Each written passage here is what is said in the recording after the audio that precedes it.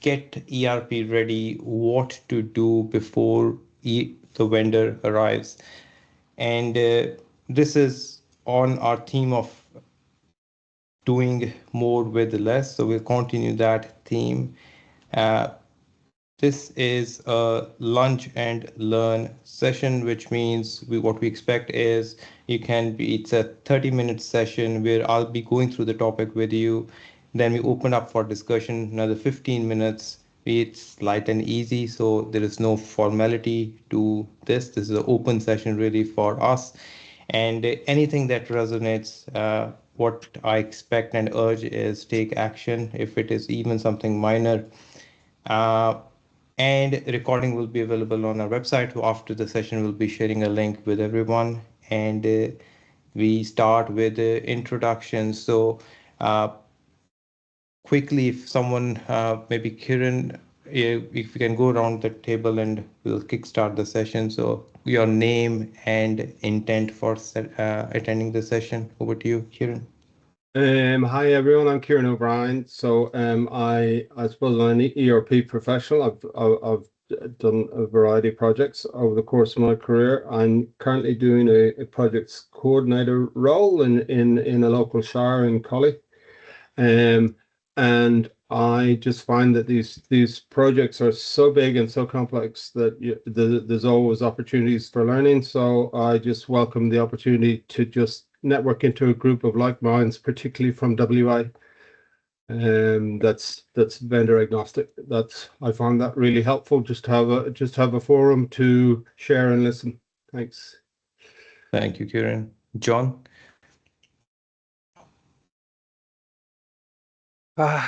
Thanks, SP. Yeah, John Raftis, Pilbara Metamaya, Aboriginal Corporation. We're going through obviously ERP process across the organisation. So yeah, the more I can learn about it, the better. And another organisation where I'm a part of going through a massive similar process. So yeah, need to stay on top of it and understand the issues. Thank you, John. David. Yeah, g'day everybody. David Collier. Look, I've recently just joined a vendor for the first time in my entire career. So I'm 3 months into a role with ReadyTech. So my interest, I've actually worked with SP in the past. I used to run a consulting, managing partner for a consulting company, did a lot of rural and regional ICT strategies and ERP strategies for local government. I was really hoping to attend today just without my ReadyTech hat on, just to, put any input and lessons learnt from those 10 to 12 years of seeing projects go well, go poorly, see what I can share. Appreciate it. Thank you, David. Over to you, Glenn. We're going through introductions quickly. Yeah, certainly. And apologies for jumping on late. Glenn Cameron, so I'm a token vendor in this situation. I've been implementing ERPs on the vendor side for a little bit over 20 years. So I was going to bring some insights from my experiences as well in regards to what we'd love for customers to do and consider and to think about. So great.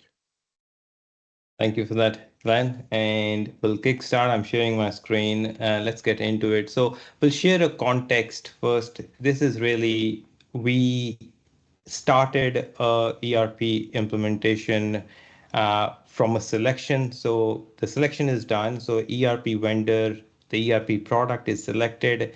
Obviously, we don't start the project the next day. There is always a time in between before we select the vendor and actual project starts. We call it mobilization. So imagine there are 2 months before we start the implementation. And what do we do from a client side? So this session is purely looking from a client aspect and say, okay, we have selected the vendor, we have selected the product, we have some time available before we meet. We have a first meeting with our vendor. What should we do? So this is a bit of context, and we'll support that context with some scene setting. Now, imagine we are building a house and we have selected a builder, and we are going to see that builder in, say, 3 weeks' time. Now, in this instance, we have always a choice. Either 3 weeks we don't do anything, or we take that time to do our homework. We select bit of designs, of floor plans. We understand what our needs are, what are the needs of our family, what sort of color schemes, accessories would suit us the best. So we do our homework before we see the builder. And obviously, if we are preparing ourselves before seeing the builder, there is high probability that we are going to make right choices before that meeting, so during that meeting. Otherwise, we'll be making some random choices, and we'll see the bad results at the end of it. So the meaning we are deriving is that since we have appointed a builder to build our house, the accountability sits with us as the owner. So the ownership and accountability still sits with us. The builder's role is to build our house based upon the choices we are going to make. We still own the budget, we still own the outcome. If we are making bad choices, the outcome is going to be bad, and we own it. And hence the importance of doing our homework before we see the builder for the first time. Now hold on that thought, and that's where we want to shift from the client versus vendor uh, viewpoint. So the mental shift is this, that before we see the vendor, we must put our things in order. We must put our house in order, because guess what? We own the implementation. We must be in control, uh, because ultimately the accountability sits with us. Again, as in house example, ERP example is quite similar, where the the ERP vendor's role is to build and configure the product based upon the client's requirement. The ultimate accountability sits with us, sits with the client. So we own the outcome, we own the implementation. Hence, it is really important for us to be in staying in control. Now, the question is, okay, conceptually it makes sense, we own it, but precisely what we own. And here's a bit of a list. So from a client side, we own project management, we own governance, we own uh, change management, requirements, testing, training. There's so many things that we own, because from a project management side, there is a client project manager who takes accountability on the client side of the project. We have a steerco that primarily sits on the client side with a senior supplier from the vendor. Change management is primarily a responsibility of a customer, taking ownership of requirements, making sure the product is suiting our needs from a testing side, training end users, making sure the integrations are done right based upon our needs, internal comms, BAU configuration, support enhancements. So this is a big list of things that we own from a client side, and we must be aware of our ownership. Now, so the question is, okay, what we have established is we own the implementation, we own the outcome, the accountability sits with us from a client side. So where we start, and we start from the end. And this is what we mean. So firstly, we look at a macro, we put a macro lens and say, based upon what we know, what success looks like. We say from a scope side, what should be the scope of the first phase of the implementation? Imagine it's a local government implementation. It could be the first phase. Finance and procurement should be the first phase. As a draft, we say, okay, the scope sits finance and procurement. Then we say, okay, for this implementation, we should not spend more than a million. We should, from a timeline side, we should be able to do this within 12 months time. We want to make sure the product is fully tested, the key stakeholders are involved, and the success of this outcome looks like this. So from a macro scale, we understand what are the scope boundaries, how much we are prepared to spend, what is the timeline, quality, and stakeholders that needs to be involved. Now, it is a draft, so that doesn't mean it would not change, but we have a starting point. Before we see our vendor, we say, this is what we are thinking from our phase one implementation side. We hear input from the vendor and we work collaboratively to really define and agree on these macro elements. But we start with doing our homework rather than going blank. So we start with what success looks like, what outcome looks like, and this is our vision for our first phase. Now the question is, how we can make this happen? So how that success can manifest. And that is where we identify who are the people within our organization that what we call as the star performers. These are the people who really can be part of our project team that can drive things from different viewpoints, what their role should be, what that project team looks like, and if we involve them, what are the trade-offs? That means any backfilling that we may require. So we identify, in summary, we identify key people that should form the part of project team. And these are the people internally we get together and form the project team because we know, we trust them. They are the ones who can make the difference from the project implementation side. So conceptually, yep, it makes sense. We get the good people from an implementation side, but the question is, how do we know who we need? So how we identify how many, what are the types of people, what the roles should look like.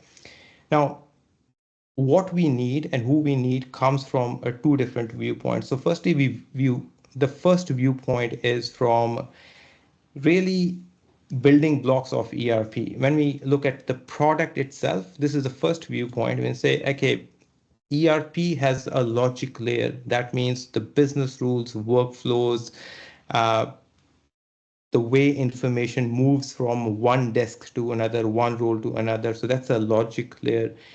And then we have got a data layer where what data must be migrated from our existing systems to the new system. Then the third layer is user experience layer. The people within our organization, their user experience requirements are different. Few work on mobile, others using rugged tablets, and others sit in the office. So the requirements are different, and someone must understand the requirements from purely from a use case and usability perspective. Then we have got a security layer, how we make sure that information is kept secure, the privacy and data integrity is maintained throughout the system. And then we've got integration layer, which means that ERP is likely to be integrated with other systems, other digital assets who can help in this aspect. So this is one way to look to say ERP has got all these 5 different layers. Who are the people who can work in workflow, business processes, style work? We place and pick some people that suits that layer. There are people who are good with the data migration, make data cleansing. We put right people in the data layer. There are people who understands more on the needs of the different stakeholder groups based upon the type of work they do. We put them in a user experience layer, similarly security and integration layer. So few are technical, few are business focused. We identify right people and try to put them in the right layers. They may operate in these different layers of the ERP. This is more of ERP viewpoint with the different layers from a product side. The second viewpoint is the work streams from a project side, and we could quite easily look from that aspect as well and say, look, we need someone who takes care of our architecture. So how the ERP is going to function with other products, how ERP is going to be migrated from what we have as an existing ERP to the new ERP. How about change elements? How about the technology systems and business, if there is any business reorganization required. So all these elements are part of architecture. So we need someone who takes accountability on architecture. And then we have got requirements. Someone becomes a custodian of requirements management. Someone who takes accountability on testing. That means whatever product we are getting from the vendor, we make sure it is tested fully and it complies to our requirements, it fits our needs, and we sign off on that to make sure we've got the right product. We have got training management. That means we receive training from the vendor, we train our end users. So who is going to take accountability to make sure our end users are trained well before we go live? Similarly, data migration, quality management, project management, change management, governance. These are few topics we covered before, but all of these boxes, we need someone who is sitting there and taking ownership of these parts, because this is a client responsibility. We need someone in each box, set of people who takes ownership of these individual work streams. And then we move forward. Now, this is really from what we have just established is, if I go back, firstly, so from here we say it is our client, this is our responsibility, this is our, so we are accountable for the outcome. There are quite a few things that must be owned by us. And then we moved from where to start. We start with end. We look at the macro lens and see what good looks like. Then we say we put the right people in the right boxes. And these are the two viewpoints what we have just covered. One is the logical and different layers of the building blocks of ERP, and the second is the work streams of ERP. So this is what we have established. So far, accountability sits with customer overall from an implementation side, and we must put the right people in the right places. And these are the two viewpoints through which we can see and put the right people in the right place.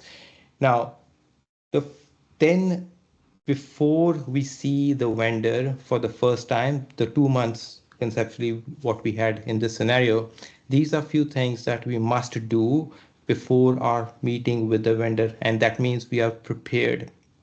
So that means sort of things are draft scope for the first project. We say, okay, with finance and procurement, these are the things which are in.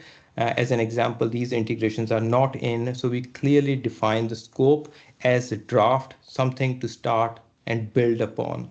Similarly, we have a draft project team where we identify, say, a project manager, change manager, few different roles. Few may not be appointed, but at least we have a starting point.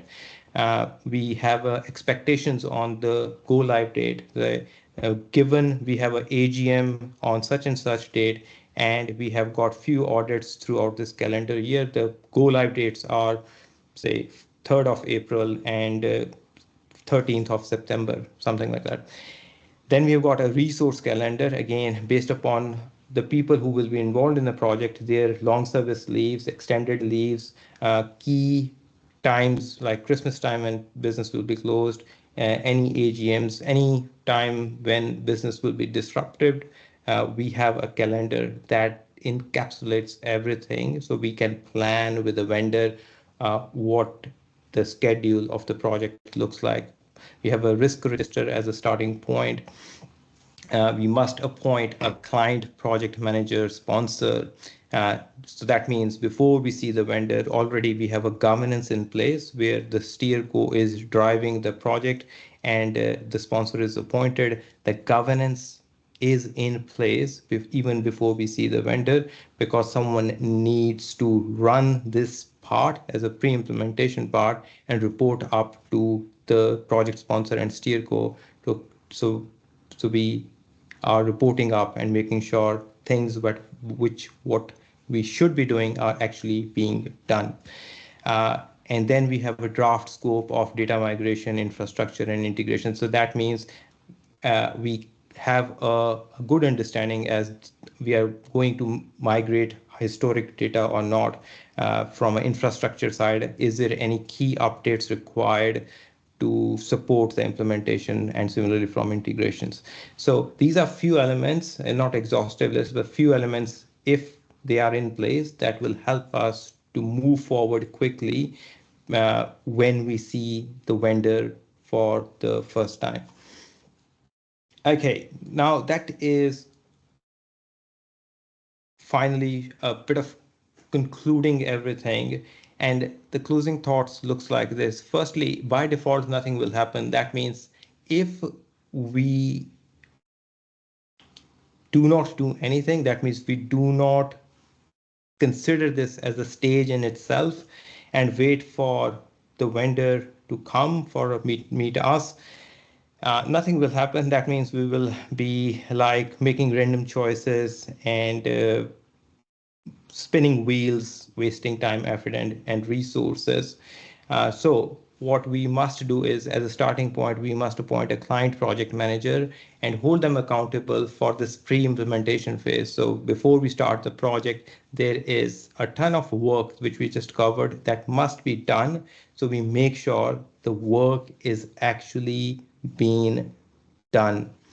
And third, but I think it's really vital to make that mind shift. Let us not consider this as a preparation. This is not a preparation. This is a mandatory work. That means the work which we have just covered, that must be done before we see the vendor. It is not a choice. We are accountable from a client side. So this work must be done before we see vendor for the first time or before the first meeting with the vendor. That's pretty much it. And we open now for your insights and any questions. I'll stop sharing.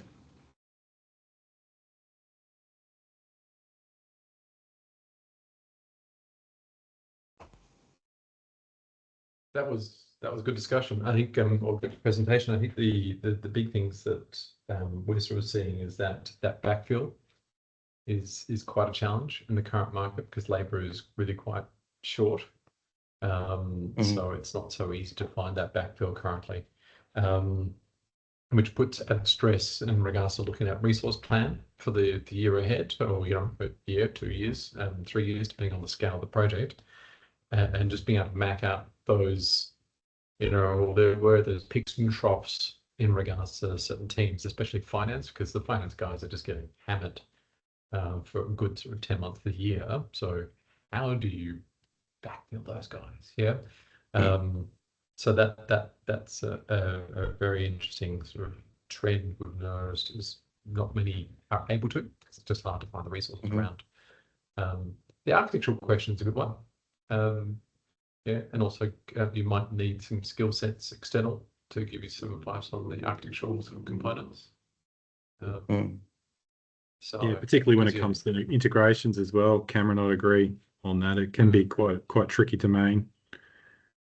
Yeah, if you're going for a sort of a semi-best of breed, it's important consideration, especially for testing too. You might need support for testing around that, because that does again come back on council to test and own. But yeah, SME for sure. Backfill. Nature of councils, they're wearing many hats, each person, and yeah, business as usual is always going to take a precedence. But where you can afford the backfill, that's definitely a way to success. So just from your perspective, Glenn and David, because you have seen from both ends, do you think it's a budget problem, or it is a resource availability problem, or it is lack of information problem, or lack of knowledge problem, or mix of three? It would be, I think, ranking those. I'll go first. Sorry, Cameron. Is availability, I think. Money, definitely, very close second. Like, I just don't think the expertise is readily available in some of the rural and regional areas. It's okay in some of the metropolitan areas. Yeah. So Yeah. haven't followed fully, David. So what was the first one? I would say the availability of the actual skills Availability. themselves. Okay. Yeah, Okay. getting people to the right locations. I know that I've seen projects struggle where they're rural and regional just to get the quality they need. You know, they may get someone, but you know, 6 months later they just aren't the right fit or. Okay. Okay. How about you, Glenn? Yeah, certainly. So can I answer with depends? Okay. Yeah. And it's mainly because of the fact that some projects are 1 year, so you know you're wearing a pain for a year. And you know, if you get the team on board, they'll understand it. They'll have, you know, they'll upkick for a year. But it's when the projects, especially if it's a larger scale project, goes to 2 to 3. Yeah, backfill becomes more essential. Yeah, because the fatigue can easily set in, and it's too much typically on people. And it depends. I mean, John, I'm just guessing if you're, you know, if you're representing an Aboriginal corporation, that means you've got offices remotely. Turnover when you get out of Perth, especially up north, you know, it's from my own experience, is usually around about 2 years, and suddenly you've got a new manager of finance or a new records coordinator, a new this. So it's, you know, it's hard to maintain consistency while staff are changing over. That's tricky. So I find that in the larger scale projects, hopefully the organisation actually has enough budget and foresight to actually bring in a project team, but the cost is huge. Yeah, the cost, you know, it's almost equivalent to the vendor's, you know, number in regards to just staffing. Sorry, Kieran. Over to Kieran. Yeah, it's an interesting discussion. It sort of puts the value of this meeting up there. Is, you know, like these are issues that we have to deal with. I mean, maybe for John's benefit, I realize that the other two gents know my background. I've just finished an implementation of ERP for a shire down in the southwest here. And I'll continue on in the industry, you know, with other clients in the future. And there's no underestimating the trauma that an organization goes through when ERP comes. I have if you like, an external view. I've come from another jurisdiction, and I've seen a bit in my distant and recent past elsewhere. Our sector particularly does not have the skills to support major transformational software projects. There are always going to be gaps, and the pre-implementation phase, which I think you call the mobilization phase, SP, is completely critical to the success or failure of your project, because it offers a window to actually get prepared and you know, you roll with less punches as you go through. But certainly reliance on a methodology such as Prince for project planning and resource planning and governance structures. A critical part of the resource planning is breaking down the roles and responsibilities and various accountabilities of each staff, but also having a plan A, plan B, and plan C for each member of your team. We're dealing with attrition in the last 5 years. I've worked in local government, which is 25% churn of employees. Now, if you look at a project with 25% churn, and you've got a project team which extends in bits and parts to 12 individuals, you can lose 3 very fundamental people within that. So there's no easy answers to that, and skills, experience really count. And if in your case, Jens, your client isn't prepared to invest that or doesn't have the knowledge to actually recognize that up front, they're setting themselves up for failure. And that's just reality. These projects are organizational projects. I had a very recent discussion where I was told by a prospective client that no, we've done big systems replacement before, and they listed one application that they had changed. This is a very, very different investment of time, resource, and energy to a project. So the project manager needs to be appointed early. They need to have those fundamentals. You need to have a framework which Prince is invaluable to. If you've got an alternate, then that's fine. But basically, you have to have your resource planning and a scenario A, plan B, plan C for skills replacement or skills that you missed. And if you don't do that, you're setting up. You can do things. I'll disclose. SP worked on a couple of my projects previously. We didn't have a budget for a 5-day-a-week investment. However, we valued the high skills, and I particularly I myself supported a 2-day a week pairing up with an internal resource to find a way that's achievable to bring the required knowledge and experience and make it available to the organization in a way that they can consume it.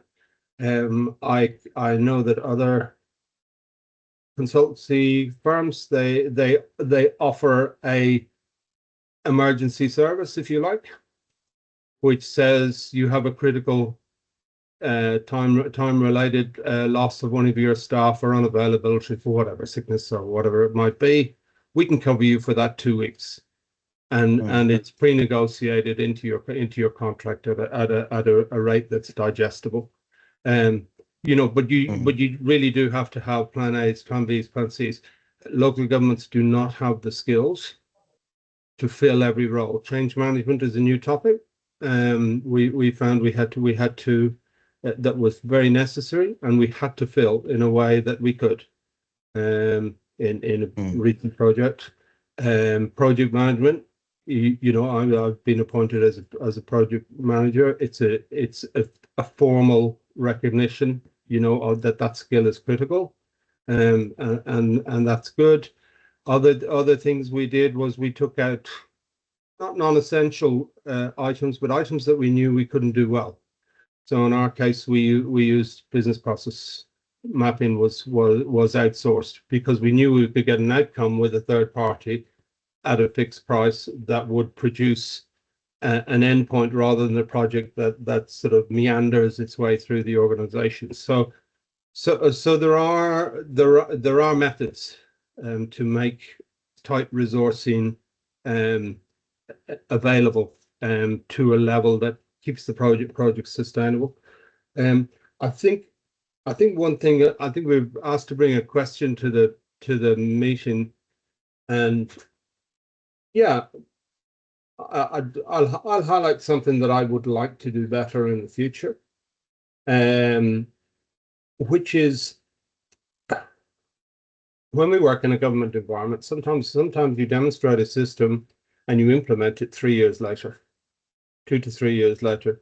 Now, a product will change substantively over a 3-year period, and it can look chalk and cheese, completely different, or have improvements that come through from Microsoft or whoever's behind it, or that.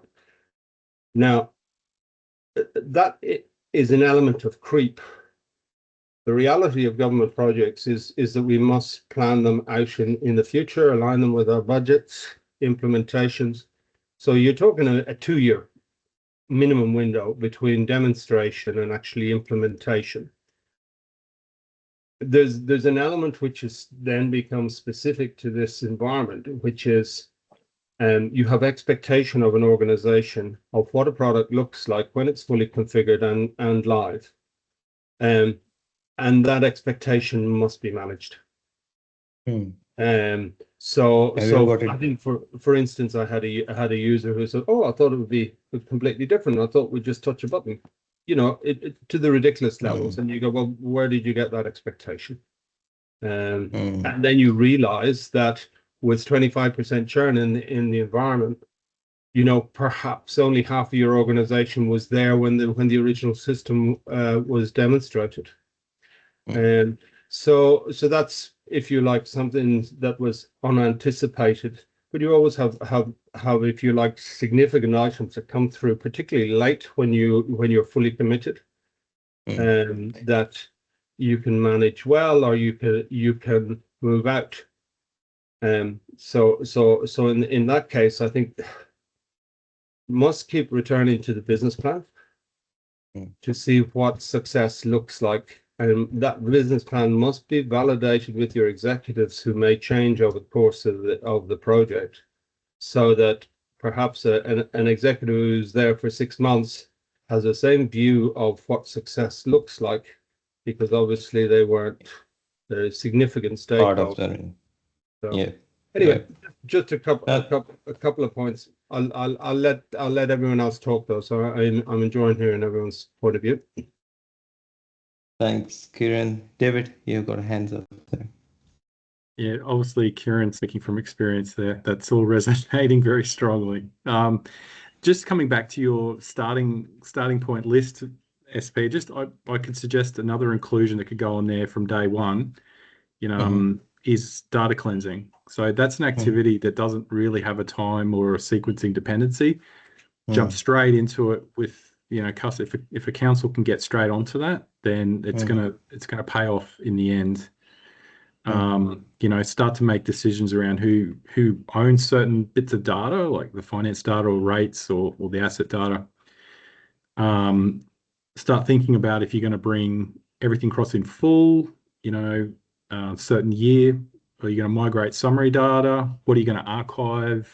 What are you going to delete? Obviously, making sure it's record compliant deletion. That sort of work. It can be done straight away without a vendor. Certainly.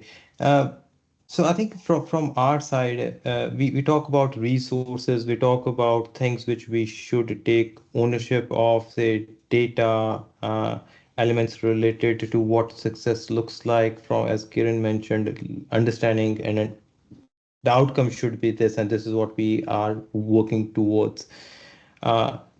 And we cover a few things related to resourcing, like in remote areas, we don't have right skill sets available, budget can be a constraint.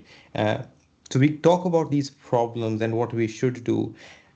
Any thoughts, like, on from your experience, as why these things are not done? Or should we just expect this is the way it is? And I don't want to accept that, okay, this is the way it is, just we move on with the next project, hope next project is going to be better. I feel like if it is a knowledge gap, then perhaps this is lunch and learns, and the content is really to cover that knowledge gap. And if there are budget constraints, and if there are constraints of lack of availability, then there are ways to work around it.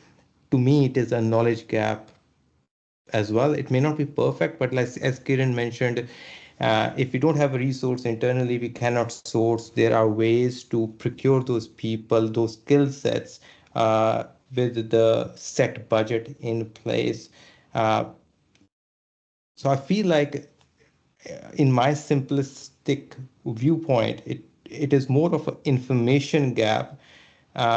Because if it is a budget constraint, I'm investing, if the budget is say 1 million and I've got 500K in my pocket, and say I want to do a project, then again I'm setting myself up for failure, because I'll have a half-baked product.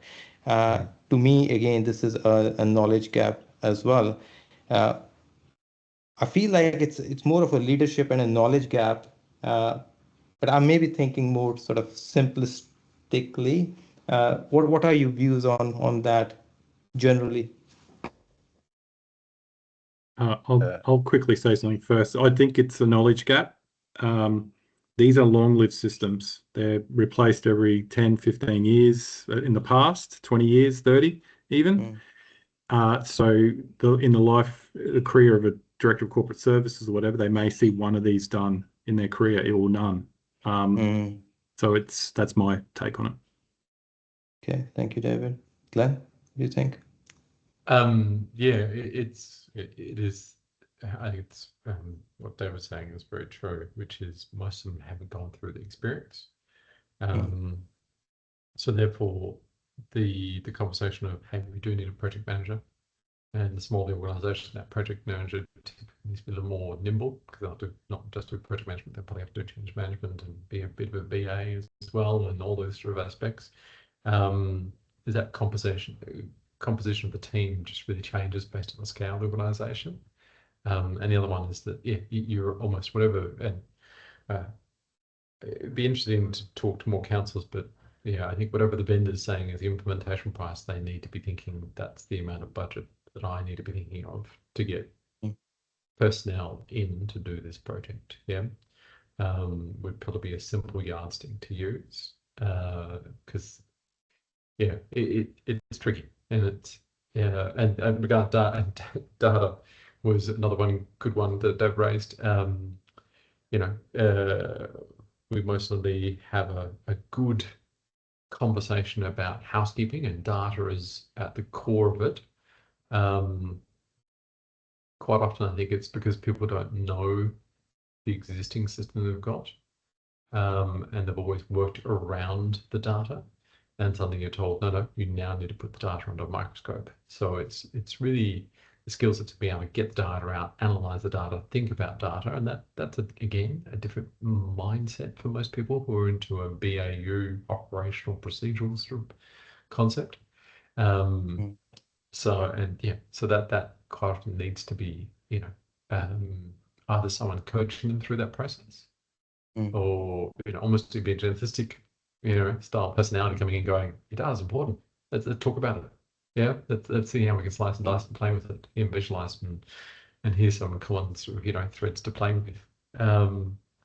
Yeah, it's such a ERP projects are such a challenge. I think it's how do you bring in a bit of, okay guys, we've got a chance here to do this right. How do we get into it? Yeah, how do we play with that? How do we make sure our fundamentals are good? How do we make sure we're supporting each other through that change management approach? Yeah, there's so much there, that's for sure. Yes. I think that's the journey we are on, and I think from my personal perspective, the way I am approaching this is what we can do based upon where we are to make things clarified, because I feel like it's more of a knowledge leadership thing to really put it in as much as possible in more black and white. This is what it takes to implement it right, and this is what we should be doing from a client side. And I think once we've sorted out that aspect, rest everything should flow nicely. But there appears to be a lot of work. There is a lot of work that we all must do together. All right, I think we are on time. Kieran, quickly, anything you'd like to share before we close? Yeah, I think it's very interesting to hear everyone's quite experienced around the table here, so it's very interesting to hear the various input. I do suspect that there's a gap and opportunity available, which is actually an education piece for the organization and for executive, as we've all identified. These are once every decade or 2 decades or 3 decades, and most directors will not have gone through it. And in order to help people, I think that possibly is an opportunity there to actually educate that, could be done in a small workshop or a training day or maybe some sort of a team building exercise for executives and decision makers that are in and around that project steering candidates, to help them get on the same page, or maybe even if they bring experience to it, to do that around a table that's relevant to the current project and organization.